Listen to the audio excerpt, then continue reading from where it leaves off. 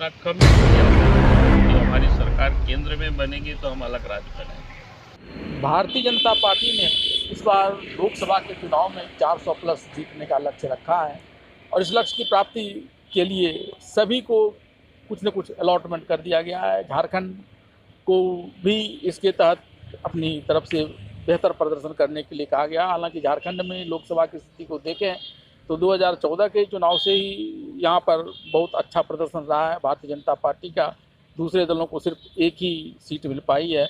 ऐसे में झारखंड में भारतीय जनता पार्टी को सभी 14 सीटों पर जीतने का लक्ष्य मिला है और इसके लिए उसने नए नए अपने जो तौर तरीके हैं उसको गढ़े हैं, नए नए स्लोगन्स इसके लिए तैयार किए हैं और उसी में से एक है झारखंड को अलग राज्य देने की बात। और इसके लिए हालांकि झारखंड मुक्ति मोर्चा हमेशा यह दावा करता रहा है कि वह झारखंड को अलग राज्य देने वाली पार्टी है, लेकिन अब इस बात को झुठलाने में बीजेपी लग गई है, क्योंकि लोकसभा चुनाव में तो उसका फ़ायदा इसको मिलेगा ही और उसमें तो नरेंद्र मोदी का भी योगदान रहता है। विधानसभा चुनाव में भी इसका बड़ा लाभ बीजेपी को मिल सकता है, यानी एक तीर से दो शिकार। और इसके लिए बीजेपी ने पूरे जोर शोर से अपने प्रयास आरंभ कर दिए हैं।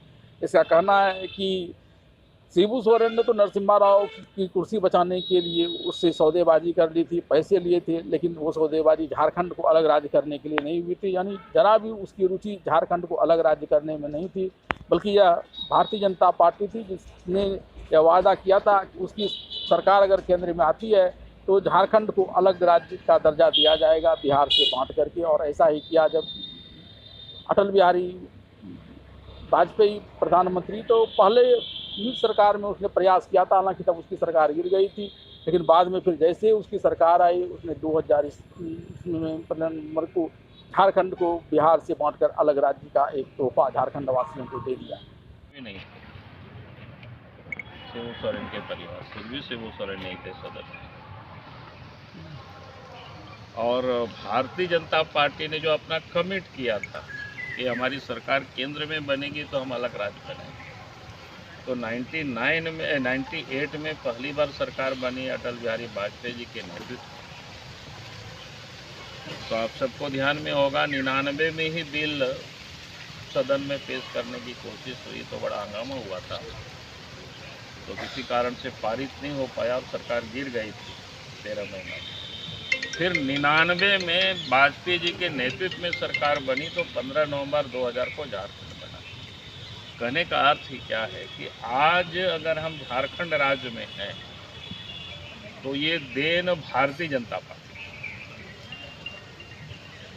झारखंड को बिहार से बांटकर अलग राज्य का दर्जा दिलाने का दावा चाहे भारतीय जनता पार्टी करे चाहे झारखंड मुक्ति मोर्चा करे, इन पार्टियों का उद्देश्य यह होता है कि वो इस प्रकार से जनता को बरगला करके और अपनी पार्टी के पक्ष में वोट देने के लिए राजी कर सकेंगे। इसका कितना लाभ भारतीय जनता पार्टी को मिलेगा यह तो 2024 के जब चुनाव परिणाम आएंगे तभी पता चलेगा, लेकिन जनता को तो सबसे बड़ी यह चिंता है कि यहाँ प्रचलित कई कानून CNT SPT एक्ट की वजह से, जिसके स्वामित्व हस्तांतरण पर रोक है, लोग यहाँ ज़मीन खरीदकर दान पट्टी ज़मीन पर बरसों से वास कर रहे हैं, लेकिन फिर भी उनको मान्यता यहाँ के नागरिक के रूप में नहीं दिए जा रहे। अभी 1932 का खतियान चर्चा में चला है, तो लोगों की चिंता इस बात को लेकर ज़्यादा है, न कि इस बात को लेकर कि झारखंड को किसने बिहार से बांटकर अलग किया।